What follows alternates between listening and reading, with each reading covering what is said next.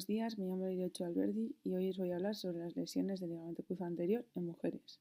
Esta sesión es tutorizada por la doctora Goñi y el doctor Arbeloa.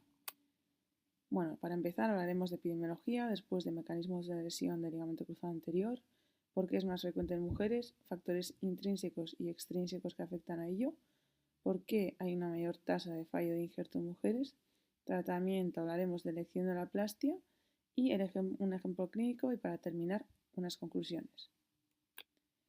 Bueno, es una de las lesiones más frecuentes de la rodilla, independientemente del tratamiento que hagamos, aumenta la probabilidad de artrosis precoz.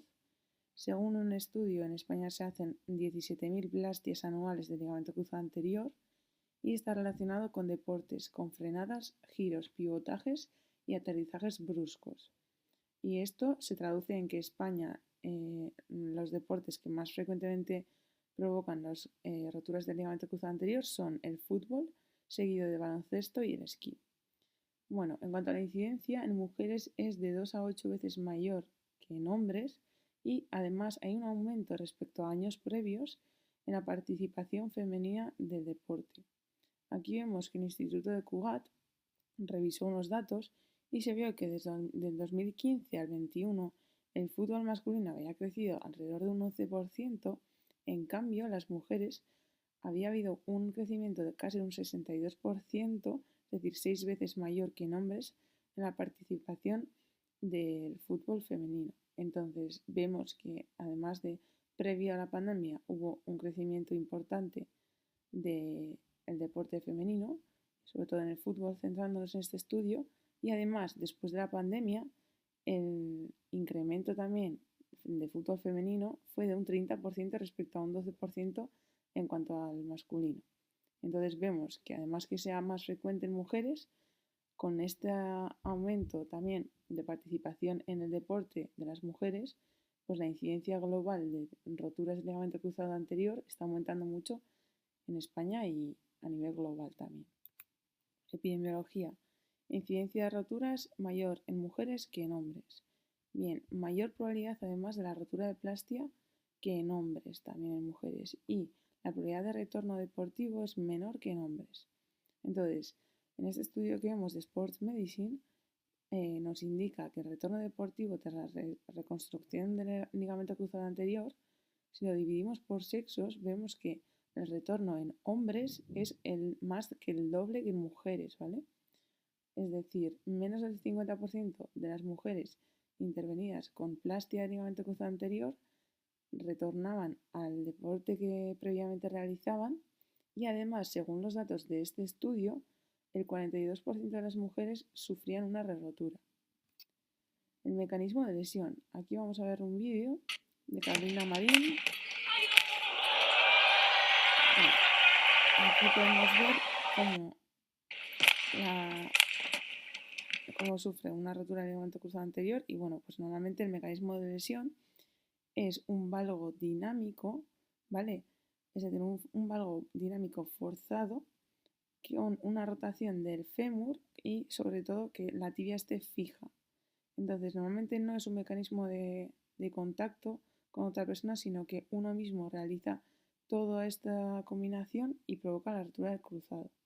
También hay otro mecanismo que es frecuente, que es la hiperextensión de la rodilla, ¿vale?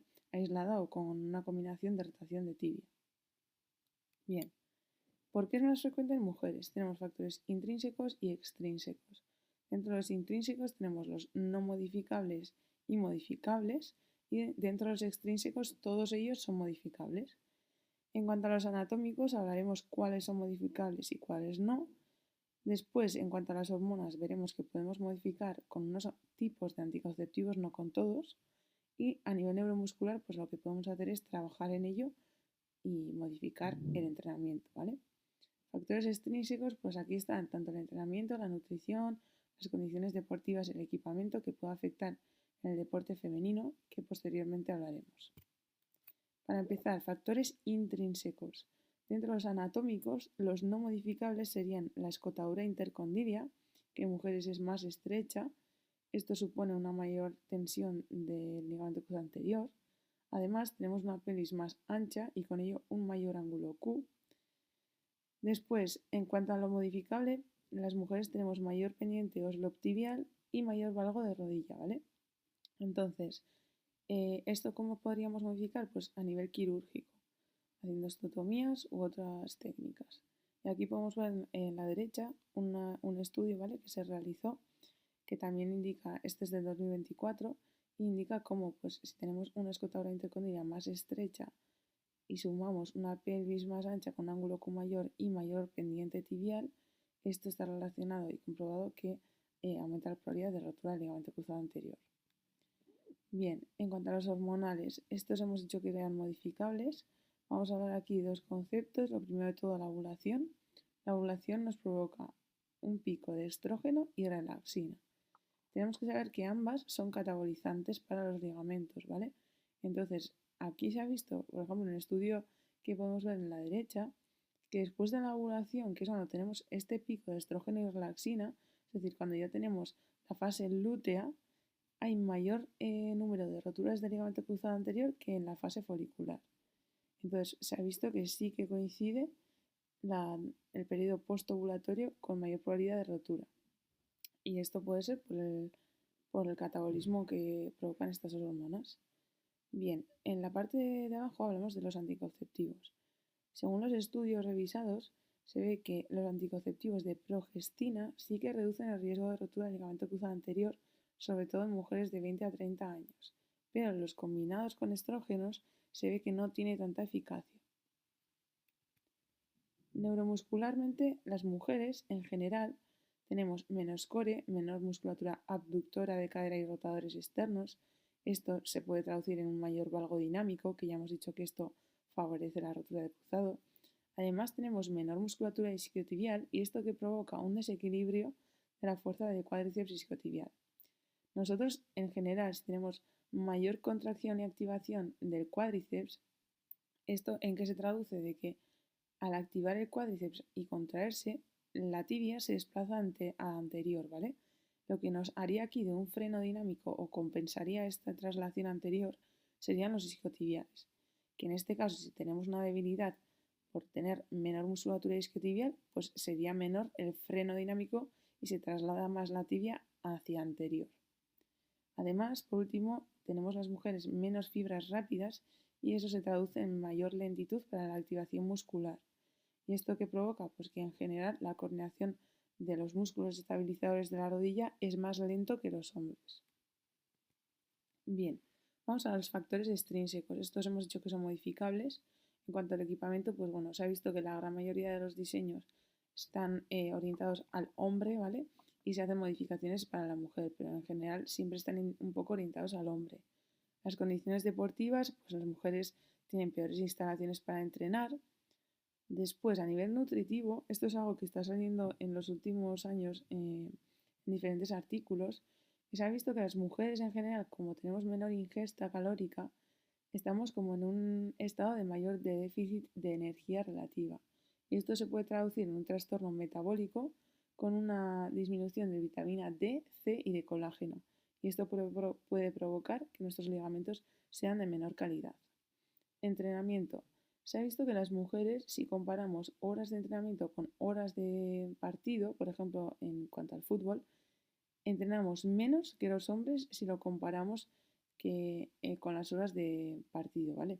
Entonces, las mujeres se rompen más y además entrenan menos que los hombres. Entonces, en este caso, las mujeres estarían un poco descompensadas en cuanto a las horas de entrenamiento solo por la comparación con los hombres. Bien, ¿por qué hay una mayor tasa de fallo del injerto en las mujeres? Aquí vemos la Carolina Marín, una atleta de bádminton que tuvo una rotura del cruzado derecho en 2019, después una rotura del cruzado izquierdo en el 21 y una re-rotura del derecho en el 24. Entonces vemos que no es la única deportista que le ha ocurrido esto, pero bueno, pues que ha tenido un fallo del injerto del cruzado derecho. Entonces, ¿por qué nos pasa esto más a las mujeres? Bueno, los factores anatómicos que ya he mencionado previamente, tenemos que recordar que si tenemos una escotadura intercondylea más estrecha, al poner la plastia, el injerto va a poder sufrir mayor impingement. Esto supone un pinzamiento cuando hacemos la extensión de la rodilla. El ángulo Q mayor provoca que tengamos un valgo dinámico mayor y esto aumenta la tensión también del injerto. Y el menor tamaño del ligamento cruzado nativo, porque en general tenemos menor grosor de isquiotibial en caso de coger, por ejemplo, el isquiotibial, puede provocar que tengamos un injerto más delgado, con ello menor resistencia y más probabilidad de rotura. Factores hormonales, lo que hemos dicho, estrógenos y relaxina aumentan la laxitud y además son catabólicos. Entonces puede afectar en la ligamentización, ¿vale? Bien, factores neuromusculares y de menor control. Ya hemos dicho que en general tenemos menos fibras rápidas activas y esto puede provocar mayor tensión en momentos de giros bruscos, ¿vale? Después, la rehabilitación y el retorno al deporte. Se ha visto que las mujeres en general, si tenemos menos fuerza relativa y ya tenemos menor isquiotibial o menor musculatura que posteriormente nos tenga que compensar, no tiene mucho sentido que retornemos en mismos tiempos que los hombres. Entonces sí que se ha visto que quizás las mujeres retornan al deporte sin cumplir los criterios funcionales óptimos por tener un poco de referencia a los tiempos que tenemos con los hombres, ¿vale? Pues esto también puede afectar en que haya mayor tasa de fallo del injerto cuando retornan al deporte. Tratamiento. En general, roturas completas con una inestabilidad asociada, hay que ir al tratamiento quirúrgico, ¿vale? Y bueno, como ya hemos visto en otro artículo, el 42% de las mujeres pueden sufrir una rotura. Entonces, ¿qué nos planteamos como cirujanos? Pues que plastia sería la más correcta, la más segura. ¿Qué tenemos que hacer o cómo podemos actuar en las mujeres? Y también otra cosa que está muy de moda ahora es si tenemos que poner un refuerzo externo o no a la plastia que ponemos, ¿vale? Tenemos tanto auto o aloinjertos, pero bueno, nos centraremos en los autoinjertos, que son el injerto HTH de hueso tendón hueso, el del isquiotibial y el del tendón cuadricipital. Aquí tenemos diferentes estudios que comparan, ¿vale?, los diferentes autoinjertos que he comentado previamente. En el primer estudio lo que hacen es un poco revisar las mujeres de 25 años o menos que han utilizado diferentes plastias y lo que ven en los resultados es que el HTH tiene resultados de menor probabilidad de rotura, el cuadricipital también tiene menos probabilidad de rotura que los isquiotibiales y además de menor tasa de rotura y de la contralateral también, ¿vale? Sobre todo en las mujeres que tienen alta demanda funcional. Bien, en este estudio de abajo podemos ver un poco más la comparación del HTH con los isquiotibiales. Ven que las mujeres de 15 a 20 años el HTH provoca menos roturas, es decir, lo mismo que en la anterior revisión, ¿vale? Y además nos añade que el autoinjerto de HTH aumenta el riesgo significativo del dolor en la cara anterior de rodilla. Entonces, en este estudio nos añaden que el HTH, aunque sea más seguro, posteriormente el dolor referido en el cara anterior de rodilla es mayor que con los isquiotibiales. Entonces, bueno, pues otra cosa a tener en cuenta depende pues, de lo que el paciente de la profesión que tenga o del deporte que haga. Bien, en cuanto a este siguiente estudio, nos compara el cuádriceps con los isquiotibiales y aquí nos indica que la tasa es significativamente menor de rotura en el cuadricipital que con los isquios, ¿vale? Vemos un 2,5% de rotura versus 8,7% en los isquiotibiales, con una P de 0,01. Además, la morbilidad, pues vemos que es mucho menor, con un 17% en el cuadricipital que con el 26,2% en el isquiotibial. Entonces, para terminar un poco con la comparación de injertos, en el último estudio de aquí abajo podemos comparar las tres técnicas y lo que nos indica es que los resultados funcionales en las tres son bastante parecidas, pero también concluyen que los isquiotibiales tienen una mayor tasa de fracaso. Entonces, si nosotros elegimos un injerto, tenemos que tener en cuenta el tamaño, ¿vale? Entonces, las mujeres, de por sí, tenemos menos musculatura cuadricipital y isquiotibial que los hombres, tenemos menos longitud y grosor de una plastia que podemos coger de nuestros isquiotibiales. Entonces, nosotros tendremos que ver un poco el grosor que conseguimos con la plastia propia y tendríamos que conseguir un grosor de 8 milímetros mínimo y de 25 a 30 milímetros de longitud. Y tener sobre todo el concepto de que a mayor grosor, menos probabilidad de rotura. Entonces, por ejemplo, aquí vemos una imagen que es una plastia con un trenzado. Esta es una manera de, por ejemplo, si nos quedamos un poco justos de grosor de isquiotibial, de darle más resistencia, ¿vale? Y con ello soportaría más la plastia las cargas que posteriormente tendremos. Bien, el refuerzo es articular. Esto está muy de moda y aquí pongo dos imágenes. Comparamos una mujer con una alta demanda funcional y otra que, bueno, pues es una mujer joven, activa, pero no es una deportista de alto rendimiento. Entonces, ¿siempre tenemos que poner un refuerzo? Pues bueno, la respuesta a ello no hay una respuesta contundente, pero lo que sí que hay que hacer es siempre individualizar. Podemos tener una mujer muy activa y con deportista de alto rendimiento que ya de inicio hagamos un refuerzo, pero una mujer que no sea tan activa, que presente una inestabilidad a la exploración muy alta, con una hiperlaxitud, un recurvatum y más criterios de inestabilidad, pues también tendríamos que hacer un refuerzo. Es decir, no solamente es la demanda funcional del paciente, sino también tenemos que valorar un poco la inestabilidad y diferentes criterios de cada paciente para poder decir si de inicio haremos un refuerzo o no.